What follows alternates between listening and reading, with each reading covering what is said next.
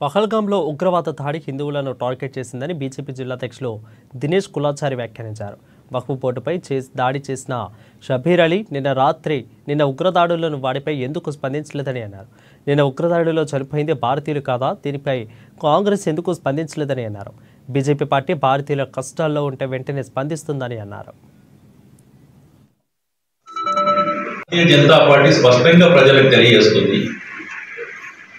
ఇదే వేరే వాళ్ళ మీద అయినా భారతీయ జనతా పార్టీ ఈ రకంగా స్పందించేది, భారతీయుల మీద అయితే భారతీయ జనతా పార్టీ స్పందిస్తుంది. మరి నిన్న చనిపోయిన 26 మంది భారతీయులు కాదా? మరి వాళ్ళు చనిపోయిన తర్వాత కాంగ్రెస్ పార్టీ కానీ మిగతా పార్టీలు ఏ రకంగా స్పందించాయో ప్రజలు అర్థం చేసుకోవాల్సిన అవసరం ఉంది. కొంతమంది ఏమంటారు, సోషల్ మీడియాలో ట్వీట్లు చేస్తున్నారు. ఏమని?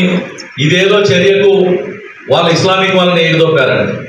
రేపు పొద్దున పాకిస్తాన్లో పర్యాటకం దెబ్బతింటే అక్కడుండే గరీబ్ ముస్లిం వాళ్ళు ఓటు నడిపించుకునేటోడు, ట్యాక్సీ నడిపించుకునేటోడు, హోటల్ నడిపించుకునేటోడు అతను నష్టపోతాడు తప్ప ఈ దేశం అంతా మంచిగుండాలనే భారతీయ జనతా పార్టీ సిద్ధాంతం.